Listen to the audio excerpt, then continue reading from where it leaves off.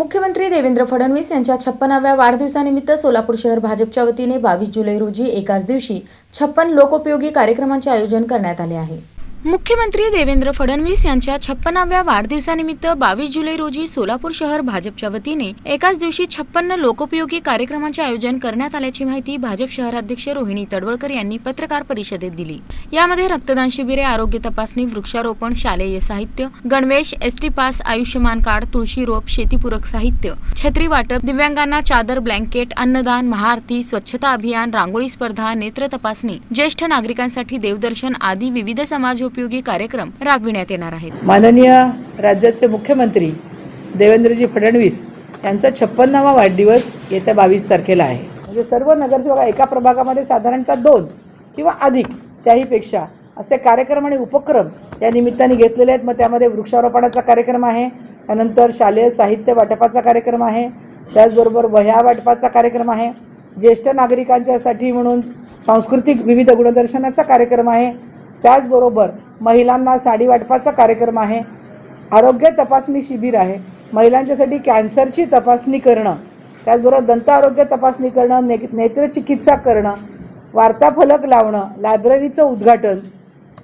अशा अनेक विविध उपक्रम।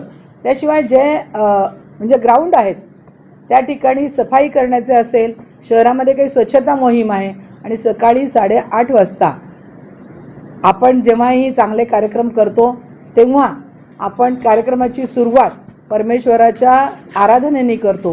त्यामुळे मार्कंडेय मंदिरामध्ये 8:30 वाजता आरतीचं नियोजन केलेलं आहे आणि सायंकाळी 7 वाजता या कार्यक्रमांचा समारोप राम मंदिर, पूर्व भागातलं जे राम मंदिर आहे त्या ठिकाणी आरतीने या कार्यक्रमांचा समारोप होईल।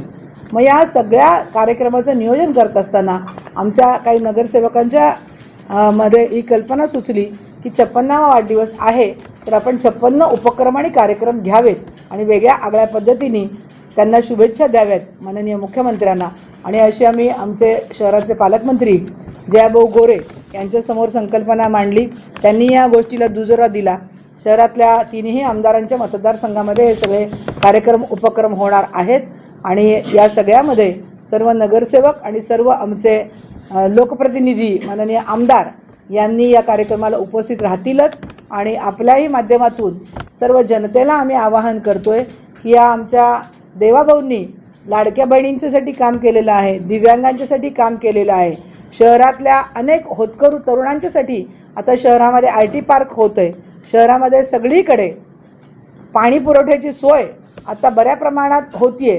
तर या सगळ्या उपक्रमामध्ये आम्ही भारतीय जनता पार्टी म्हणून आपल्याबरोबर आहोत।